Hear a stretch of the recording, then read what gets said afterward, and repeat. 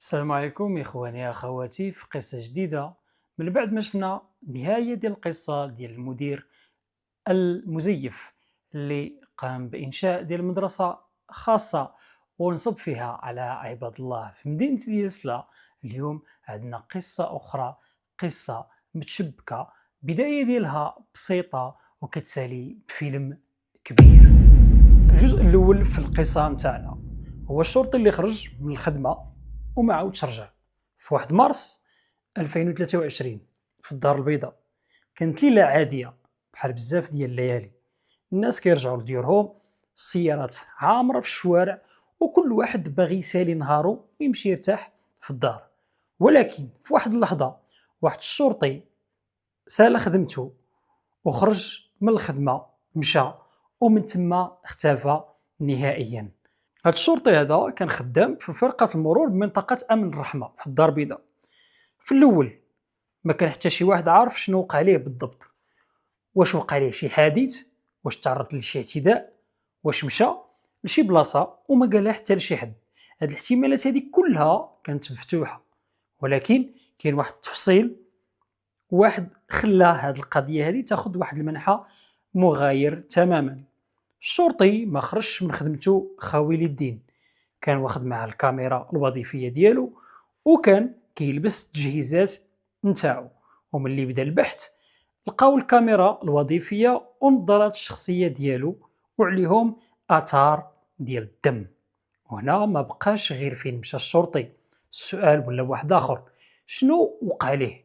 الشرطه القضائيه في الدار البيضاء فتحات بحث قضائي تحت اشراف النيابه العامه، وبدات عمليات البحث والتمشيط بالتنسيق حتى مع العناصر ديال الدرك الملكي. ولكن بعد وقت قصير ظهر واحد الدليل اخر في منطقه قريبه من دوار الخضاره بضواحي حد السوالم، وسط واحد القناه ديال الصرف الصحي. لقاو واحد الجثه متفحمه، واحد الجثه محروقه كليا. الجثه كانت في حاله صعيبه بزاف، ولهذا في البدايه كان خاص الخبراء يتاكدوا من الهويه. ولكن في مسرح الجريمه كانوا كاينين حاجات ما يمكنش تجاهلها: الاصفاد المهنيه لي مينوط نتاعو، وبقايا من الصدريه الوظيفيه نتاع الشرطي نتاعنا. وهنا بداو لي زانسبيكتور كيربطوا الخيوط.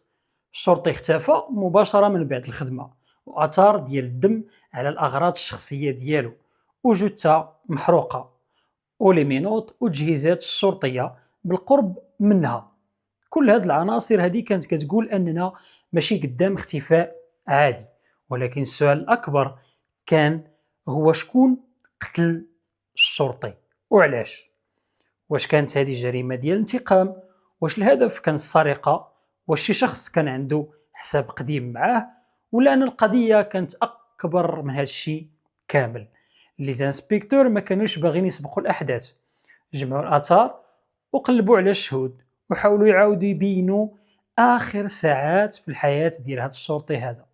ولكن واحد التفصيل بالذات كان غادي يقلب القضيه كامله: الشرطي ما كانش غير ضحيه، حيت اللي داروا هذه الجريمه هذه ما خداوش غير حياته، خداو حتى السلاح الوظيفي ديالو. وفي هذه اللحظه هذه التحقيق دخل لواحد المرحله جديده تماما، حيت السلاح ما اختفاش بلا سبب، كان عنده واحد الهدف عند المجرمين. والهدف كان اخطر بكثير من داكشي اللي كانوا لي زانسبيكتور كي يتصوروه. في الجزء الثاني ديالنا السلاح اللي كان مخبي لشي حاجه اخرى كبر. ما يتاكدوا لي زانسبيكتور ان الجثه اللي تلقات في الصرف الصحي في القوادس هي ديال الشرطي المختفي. القضيه دخلات في واحد المرحله جديده، ولكن واحد السؤال اللي مازال معلق هو: علاش تقتل الشرطي بهذه الطريقه هذه؟ حيت في البدايه ما كان حتى دليل واضح كيقول ان الجريمه كانت مرتبطه بالارهاب. المحققين كانوا خاصهم يرجعوا للور ويشوفوا اخر الساعات ديال الشرطي، فين كان، شكون داز من حدا المكان اللي كان خدام فيه الشرطي نتاعنا، وشنو وقع بالضبط قبل ما يختفي. ومن خلال التحريات بدا واحد السيناريو كيبان اكثر فاكثر. الشرطي كان خدام في المداومه الليليه في واحد المدار طرقي، وتما كانوا كيتسناوه ماشي غير صدفة، كانوا متربصين ليه حسب المعطيات اللي اعلن عليها المكتب المركزي للأبحاث القضائية. جوج الأشخاص تكلفوا بهذا التنفيذ هذا، واعتدوا على الشرطي باستعمال السلاح الأبيض قبل ما يستوليوا على سيارته وعلى حتى السلاح الوظيفي. ولكن هنا وقع واحد الحاجة اللي غادي تقلب القضية. السلاح ما كانش هو الغنيمة، ما كانش هو الهدف. الانسبكتور اكتشفوا أن الشخص اللي ارتكب الجريمة كانوا مخططين من قبل العملية أخرى بلا هذه ديال قتل الشرطي، عملية ديال سرقة وكالة بنكية، وكانوا محتاجين السلاح ديال الشرطي باش يستعملوه في تنفيذ المخطط نتاعهم. يعني الجريمة اللي وقعت ما كانتش النهاية، بل كانت البداية فقط. والأخطر من هذا الشيء أن المشتبه فيهم ما اختاروش الوكالة البنكية بشكل عشوائي. حسب التحقيقات الرسمية اللي بانت من بعد، كانوا حددوا الوكالة مسبقا وداروا جولات استطلاعية نهار على نهار في محيطها، واتفقوا على الطريقة اللي غادي يقتحموا بها المكان، يعني الوكالة البنكية. ولكن شكون وراء هذا التخطيط هذا، وكيفاش قدرت الشرطة توصل لأول خيط؟ هنا كيدخل واحد العنصر مهم بزاف، الآثار الرقمية. ليزانسبكتور بداو يفرغوا ويحلوا مجموعة كبيرة من المعطيات الرقمية، وحاولوا يعاودوا يبنيوا المسار اللي دازت منه السيارة ديال الشرطي من بعد الجريمة. وكل دقيقة كانت مهمة، في كل حركة وكل بلاصة وكل شخص ممكن أنه يقرب من مسرح الجريمة.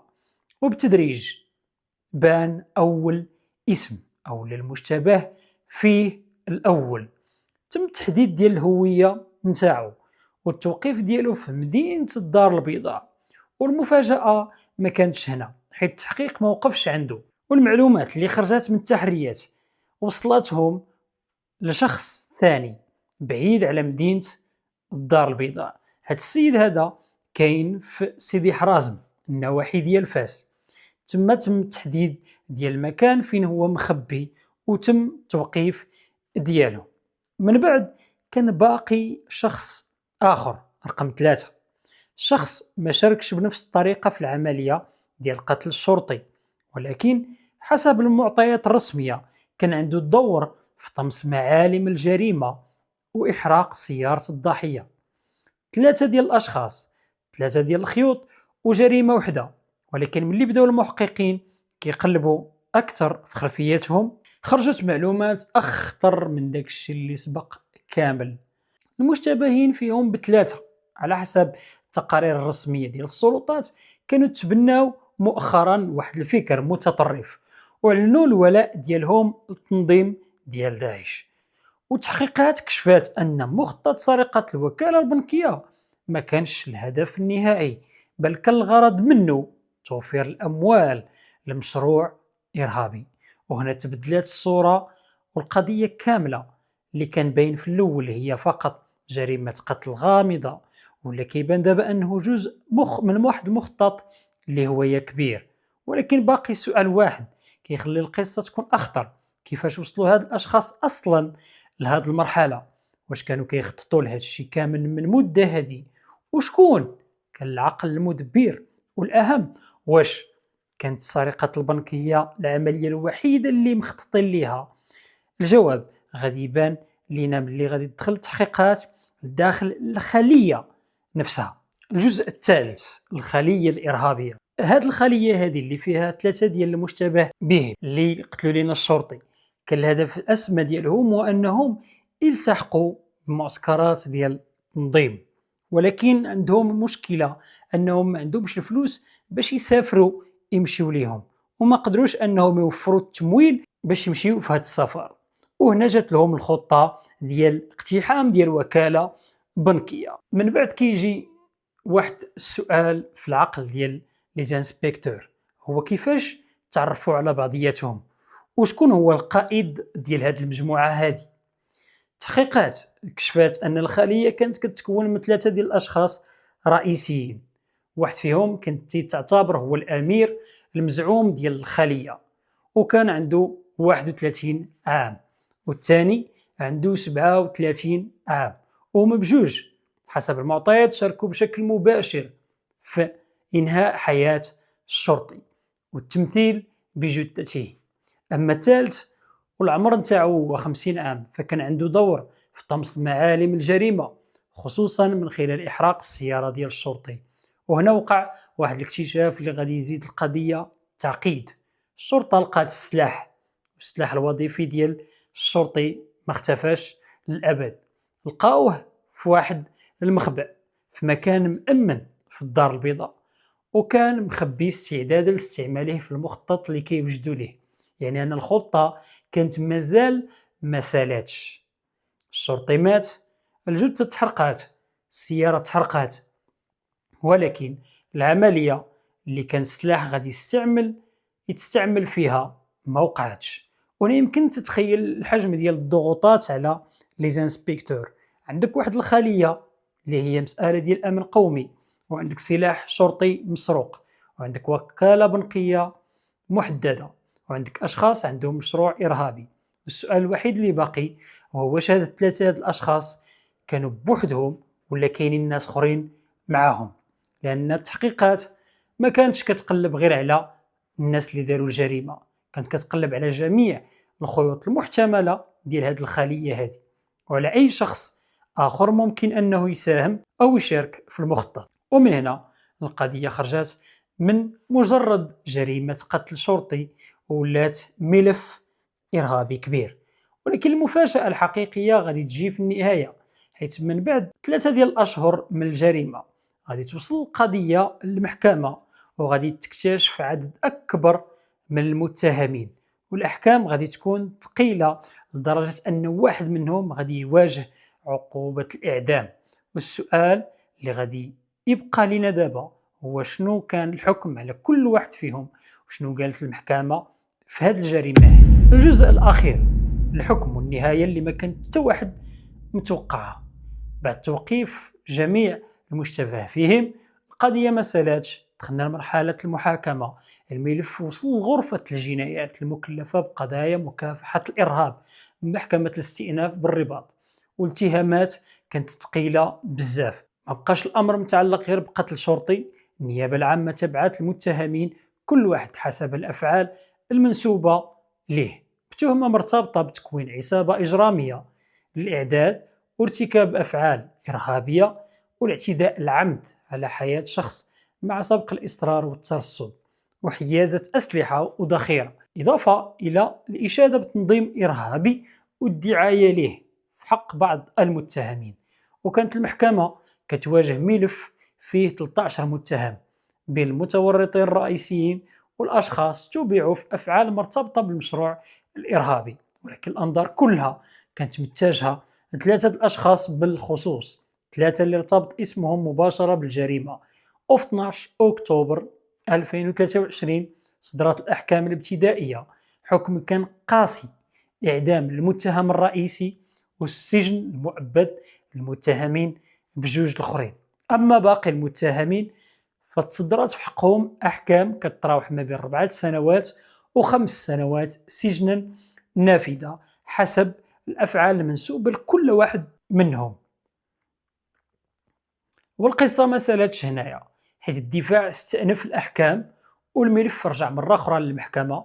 وفي 17 يناير في السنة اللي من موراها 2024 غرفة الجنايات الاستئنافية المكلفة بقضايا الإرهاب بالرباط صدرت قرارها، والنتيجة تأييد الحكم الابتدائي، والإعدام باقي قائم في حق المتهم الرئيسي، والمؤبد بقى قائم في حق المتهمين بجوج الآخرين. كما تم تأييد الأحكام الصادرة في حق باقي المتهمين، من ضمنها 5 سنوات سجنا نافذة ل8 ديال المتهمين و4 سنوات للمتهم الأخير. وهكذا القضية اللي بدات بسؤال بسيط فين مشى الشرطي تحولات في أسابيع قليلة لواحد من أخطر الملفات الإرهابية اللي عرفها المغرب في الوقت المعاصر. ولكن ربما أكثر حاجة كتخلي هذه القضية ثقيلة هي البداية ديالها. شرطي في يوم عادي من الحياة نتاعو في الخدمة الدار، وكان غادي يرجع للحياة ديالو العادية، ولكن ما رجعش.